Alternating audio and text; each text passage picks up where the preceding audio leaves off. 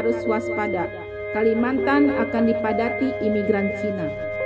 Jika kita flashback ke belakang, sejahat-jahatnya Orde Lama dan Orde Baru, tidak ada misi terselubung dalam mendatangkan imigran secara besar-besaran seperti yang sedang terjadi dalam dekade pemerintahan Jokowi saat ini. Bung Karno dan Pak Harto masih memberikan proteksi penuh terhadap pribumi. Campur tangan Cina di dalam kebijakan tidak dilibatkan secara langsung dan berbanding terbalik dengan pemerintah sekarang. Seperti halnya saat ini, penasehat dari beberapa lembaga dan instansi diisi oleh para taipan yang sejatinya mereka adalah sumber masalah bagi pribumi. Kasus-kasus besar perampokan bank dan BUMN 90% para Chinese yang dibantu oleh pejabat pengkhianat seperti kasus BLBI sampai Jiwasraya dan lain-lain. Sahabat Ida, Filah dan Lila, kita tidak bisa tinggal diam selamanya. Kita tidak bisa hanya berkutat pada diskusi dan perdebatan karena ancaman terhadap pribumi semakin nyata. Beredarnya banyak video sikap arogansi para Cina terhadap pribumi, baik di jalanan maupun di lingkungan pabrik, telah mengkonfirmasi keadaan bahwa mereka sudah siap head to head dengan pribumi.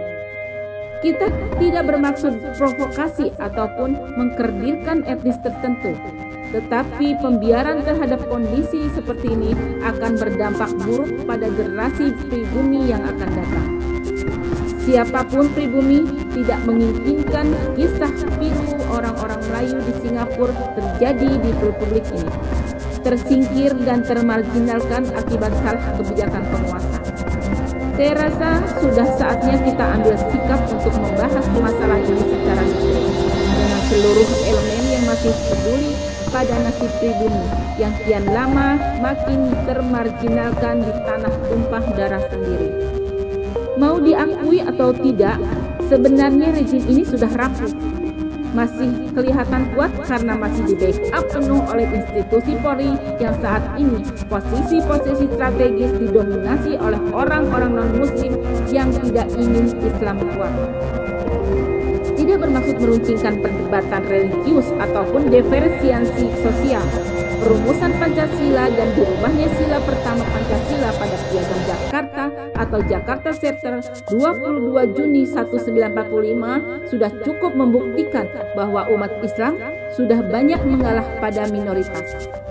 Dan saat ini, setelah semua kesalahan itu terbuka, setelah Undang-Undang Dasar 1945 yang asli diamandemen, apakah semua itu untuk rakyat?